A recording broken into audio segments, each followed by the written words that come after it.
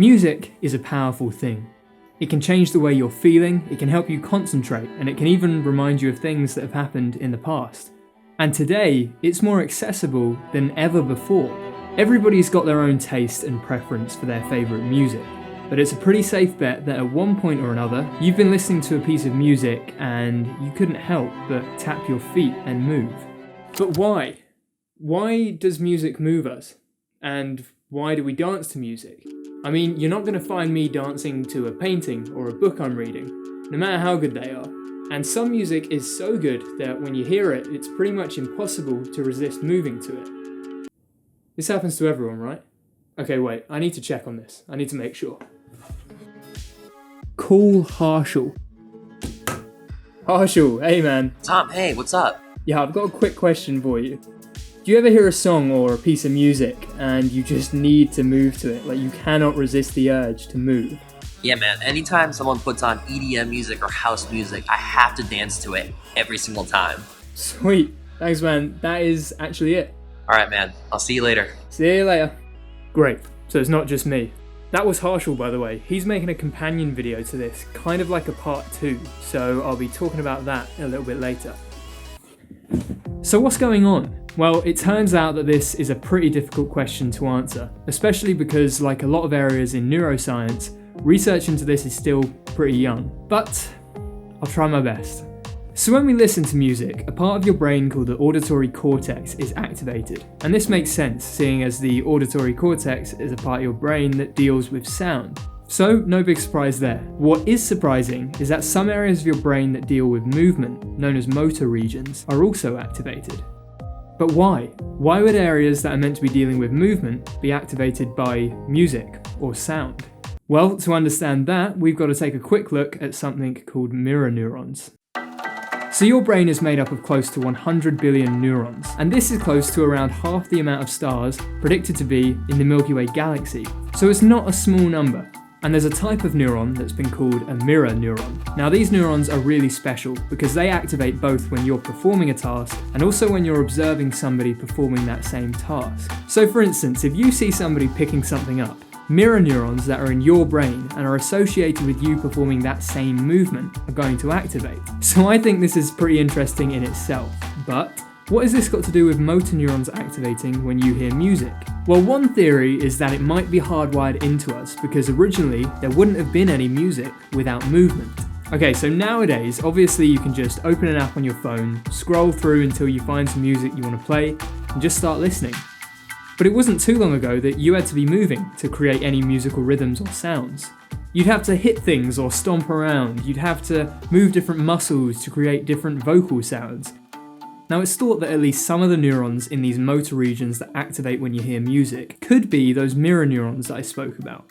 So it's thought that your brain is hearing the music and then activating the neurons that it thinks might be needed to make the movement, to make the sound. And the reason this response might be hardwired into us and why it persisted throughout time is that it might have been beneficial for a number of reasons to be able to use music or sound as a stimulus for movement. For instance, music would have generally been performed in groups, so being able to learn how to play or make the same music would have been really beneficial because it would have allowed people to get involved and form social bonds. And another important point is that in these groups, it would have likely involved lots of people moving in sync with each other to produce musical rhythms instead of just a wall of noise. And the ability to actually move in sync with other people and the beats that they might be producing is no small achievement. I mean, there aren't actually a lot of animals that can do it, and those that can generally do it in a very different way to us. And one of the simplest examples, and probably one of the most well-known, is crickets chirping?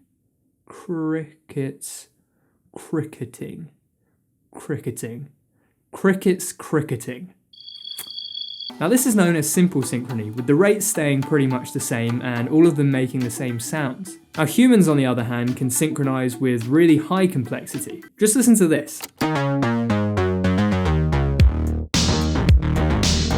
Even with all of its complexity, you should still be able to make out the beat, and if you wanted to tap your feet to it, you could figure out how pretty quickly. And it may actually be down to the links in our brain between the sound processing areas and the movement related regions that allow us to be so good at synchronizing, with our brains essentially producing a simulation of movement in order to help us predict and anticipate the beats. And this ability to synchronize may have been a vital part of our history. Some experiments have shown that moving in sync with people can have direct positive effects on social bonds, making people more selfless, more helpful, and more open to sharing resources. And just to illustrate this, just for a second, just think about the feeling that you have when you're at a music concert and you're moving, you're dancing, and you're clapping, you're singing with these massive crowds of people.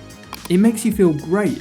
And this sort of impact could have been really beneficial for us as a social species. For instance, it could have helped tribes form really close social bonds and kind of identify that, yep, you are part of my tribe. But this strong impact on social bonds and emotions also hints at the ability of music or a beat to synchronize large groups of people for a common purpose.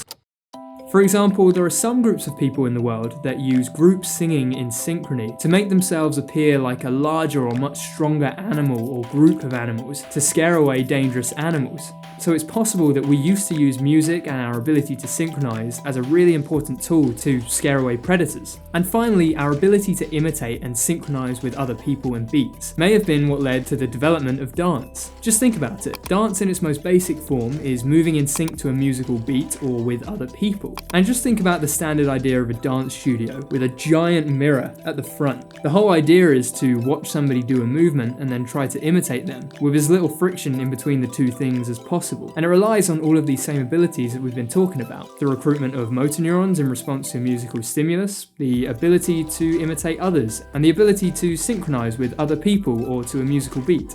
Dance is used for a number of different things. It's found in cultures and societies all around the world, so it's clearly an important aspect of what makes us who we are. And around the globe, you can find massive variations in the types of music and the types of movements that are actually used in dance. Which leads me back to Harshul's video, which is a companion video to this one where he's exploring dance in different cultures in a really unique way. So after you finish watching this video, be sure to go and check out Harshul's take on this whole topic. So everything I've spoken about in this video really just scratches the surface of what's happening between music and movement in us humans, and a lot of it is quite speculative. But with continued research, we're bound to find out more about what's actually going on and just develop this overall better picture of the whole process. But until then, all that's left for us guys to do is open up that music app that you love, start scrolling through and find the music you want to dance to, and just start moving.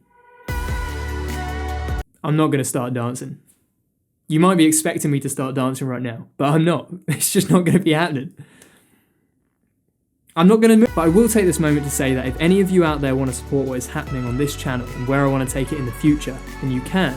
Just head over to Patreon, and if you've got even just a couple of dollars that you might want to spare each month, then please consider supporting Aspect Science and what I'm doing here over on that platform. It makes such a massive difference to have the support of patrons. So I'm gonna say it again, I say it all the time, but thank you everybody that is a patron. I'm so grateful for all of your support, and it genuinely does help me to spend the time that I need to on these videos. So if anybody out there wants to support the channel, please do, and thank you in advance. So all there is left to say now is go and check out Harshul's companion video to this one, and you keep discovering the world around you, and I'll see you then.